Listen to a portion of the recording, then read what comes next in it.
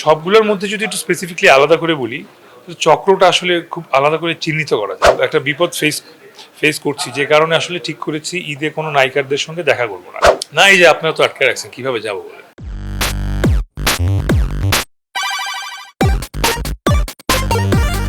ঈদ মোবারক। ঈদ চলছে ঈদের মতো করেই।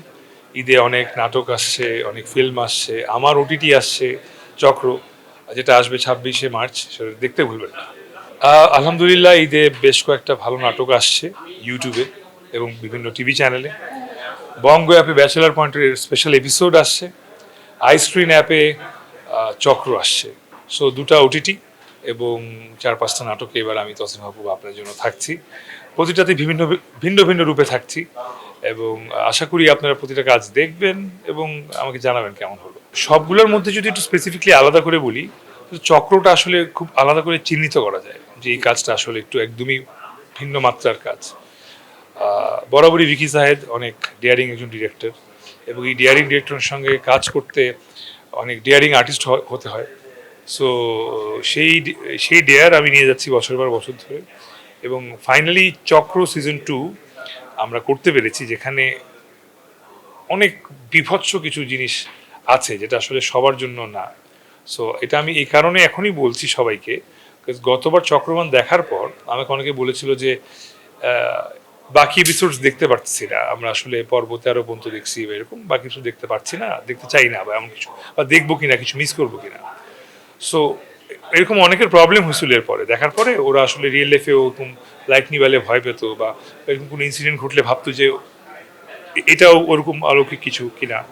তো এই জন্য আমি আগে থেকেই সিজন 2 মানে দেখতে ওয়ার্ন করে দিব, যে দেখলে বুঝে শুনে দেখবেন, বিকজ সিজন 1-এ আসলে সিজন 2-র তুলনায় কিছুই ছিল না। না, এই যে আপনারা তো আটকে রাখছেন, কিভাবে যাবো বলে। না, আলহামদুলিল্লাহ, ঈদে যে কাজ নিয়ে প্রতিবার আপনাদের সামনে আসতে পারি, এটাই আমার জন্য অনেক বড় পাওয়া।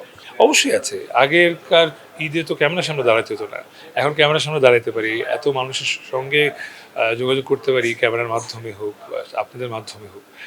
আর আগেরকার ঈদ ছিল একদম শুধুই পরিবার কেন্দ্রিক, সেটার মজাটা আলাদা ছিল। আর এখন পরিবারটা এখন বড় হতে হতে হতে দীর্ঘ হয়ে ফ্যান বেস সহ আপনারা সহ সবাই মিলে একটা বিশাল পরিবার ঈদ করতে পারি। হ্যাঁ, আমি খুব একটা বিপদ ফেস করছি, যে কারণে আসলে ঠিক করেছি ঈদে কোনো নায়িকারদের সঙ্গে দেখা করবো না। কারণ সব নায়িকারা আমাকে ফোন দিয়ে বলেছে যে ভাইয়া সাল আমি রেডি রাখেন। তো যদি কোনো নায়িকার সঙ্গে দেখা করি, সিনিয়র নায়িকার সঙ্গে দেখা করবো, যে আমার চেয়ে বয়সে বড়। জুনিয়র নায়িকাদের সাথে আমি ঈদে দেখা করছি না, সরি, মাফ করে দিব। প্রিয় দর্শক, আমি তসলিম মাহবুব, যদি আমাকে চিনে থাকেন আমার নাম জানবেন। সবসময় আপনাদের ভালোবাসায় আমি এত বছর পার করেছি, এখনও আমি জানি আমাকে অনেক ভালোবাসেন আপনারা, যেই কারণে এখনও আপনাদের জন্য স্ক্রিনের সামনে আমি প্রতিবার আসতে পারি। ঈদ মোবারক সবাইকে। এই ঈদেও কিছু বিশেষ কাজ আসছে, আশা করি দেখবেন, ভালো লাগবে, খারাপ লাগবে, যেটাই হোক, পাশে থাকবেন। Thank you.